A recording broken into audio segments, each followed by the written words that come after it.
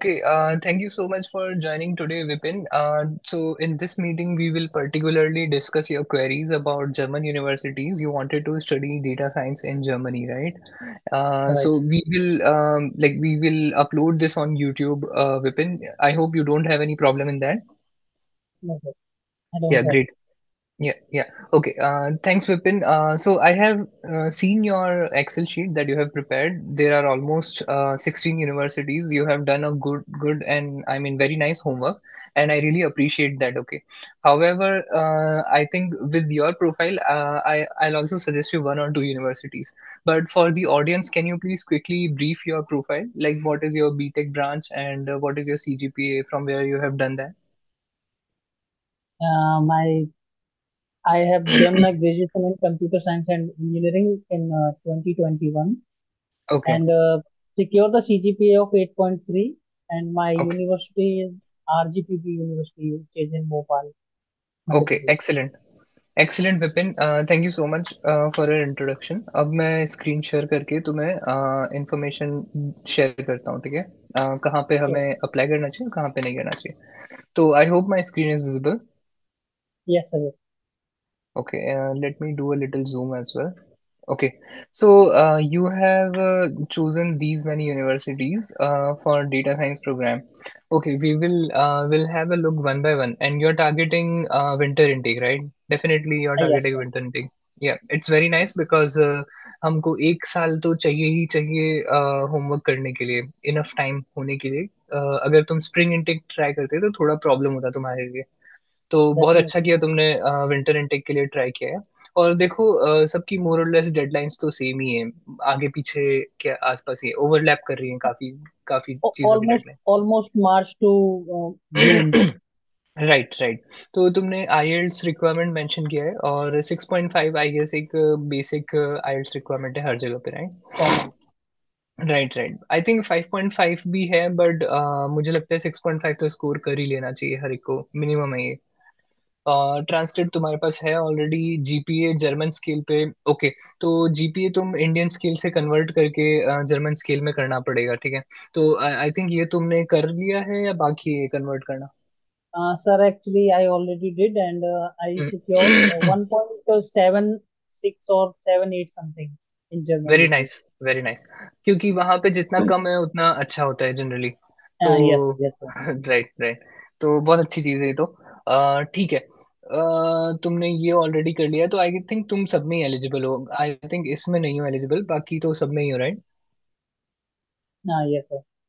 Right right by the But वे एलएमयू जो Ludwig university Munich जो है एलएमयू यहाँ पे yes, मेरा sir. कोलैबोरेशन चल रहा है तो प्रोबेबली नेक्स्ट ईयर में अगर तुम्हारा सिलेक्शन होता है तो तुमसे डेफिनेटली मिलूंगा यहाँ पे तो Okay. अगर तुम यहाँ पे सिलेक्ट होते हो तो बहुत अच्छी चीज है क्योंकि ये अच्छा कॉलेज है एक्चुअली अच्छी रैंक है ये यहाँ पे बट एनीवेज तुमने ये डॉक्यूमेंट्स प्रिपेयर कर लिए हैं या नहीं किए अभी तक Sir, actually, SOP I did not prepare. For University of Trier, I completed, but it is still in the process of like verified okay or okay something. Okay, but anytime, Vipin, if at all you feel that you want to curate SOP for a specific university, just reach out to me. Okay, I'll happily curate it for you. Like even if you have created one SOP in general and you want to curate it for these many universities, I'll help you to curate it for each and every university. Okay, just reach out to me in Okay. that case. And letter of recommendation, I think you have already procured from your college, right? I had a conversation with my professors, Mhm. so they are ready to prepare all these documents. Okay. So by the end of this month, I went to my college. Okay, great. And, Scientific essay, have you prepared any scientific essay? Looks like there's no no, requirement, no, sir, but no, sir. okay, okay.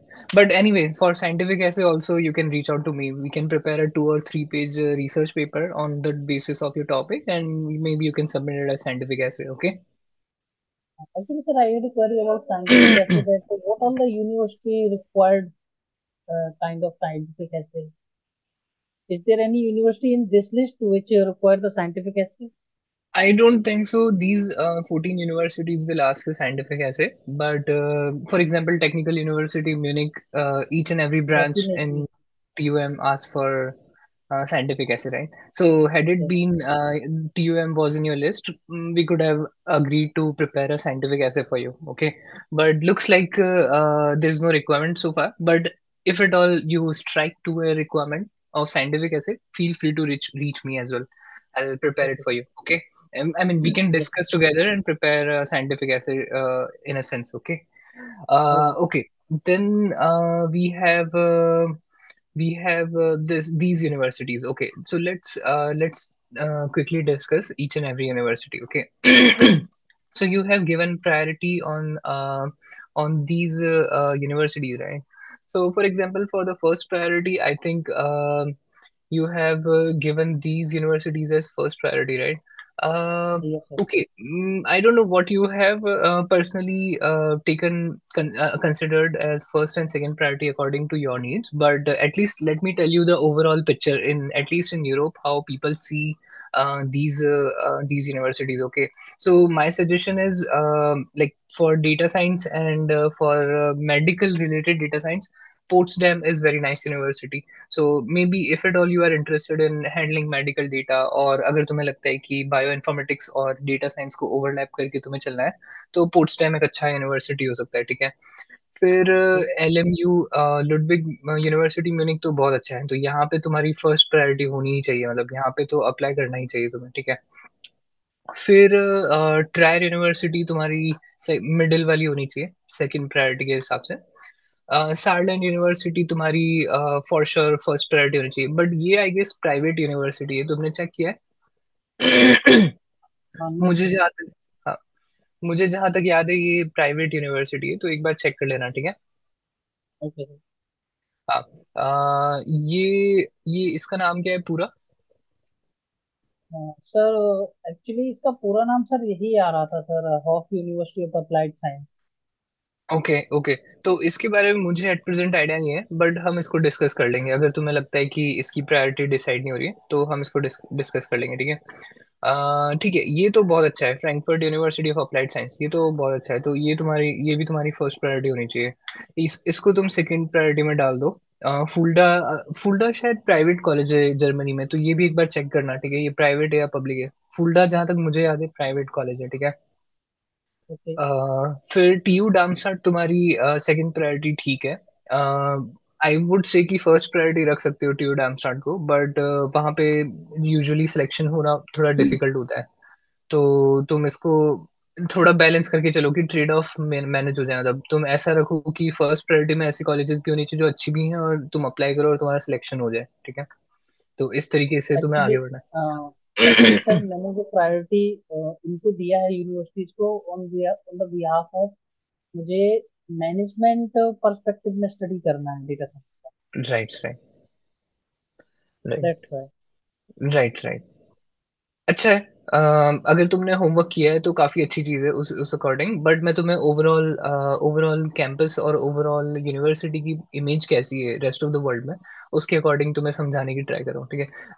हो सकता है management में like बहुत अच्छा हो, फुल्डा जैसे फुल्डा university management data science के लिए बहुत अच्छा है, बट ये प्राइवेट कॉलेज है, तो हो सकता है तुम्हें प्राइवेट कॉलेज में ना इंटरेस्ट हो, कम इंटरेस्ट हो, क्योंकि जर्मनी में जनरली पब्लिक यूनिवर्सिटीज में ही जाते हैं लोग, राइट। तो डेफिनेटली। ये तुम्हें हाँ, तो ये तुम्हें एक बार डिसाइड करना पड़ेगा उसके अकॉर्डिंग। ओके। फिर ये TU डॉटमंड तो अच्छा है ही, तो इसको सेकंड प्रायोरिटी पे रखो।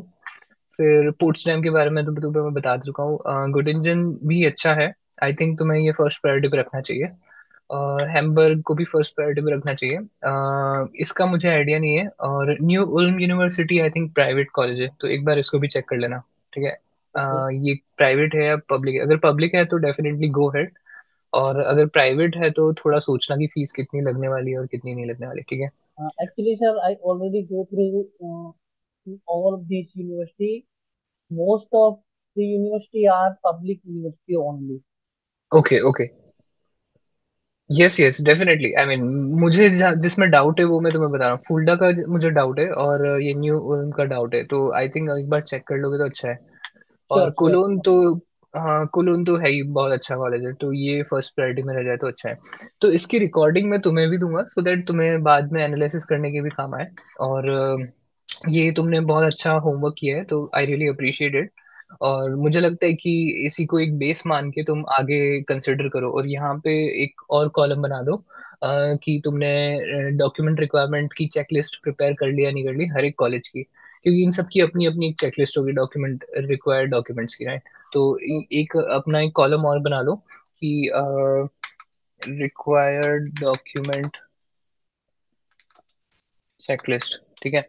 तो यहाँ पे तुम्हें at least tick mark yes no से तुम्हें आइडिया लग जाएगा कि बेसिकली तुमने प्रिपेयर कर लिए या नहीं कर लिए डॉक्यूमेंट्स, रिक्वायर्ड डॉक्यूमेंट्स, ठीक है?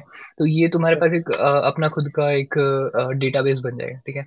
अच्छा विपिन, अब मुझे बताओ, तुम और किसी कॉलेज में भी ट्राई कर रहे हो, लाइक जर्मनी के अलावा किसी और कंट्री में?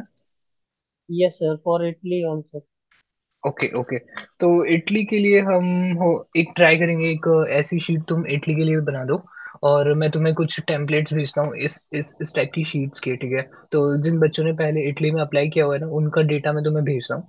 तो तुम थोड़ा आइडिया लगा लोगे कि कैसे कैसे बच्चों ने इटली में अप्लाई किया और कैसे कैसे कॉलेज में उन्होंने भी ऐसी स्प्रेडशीट्स बना रखी हैं पहले।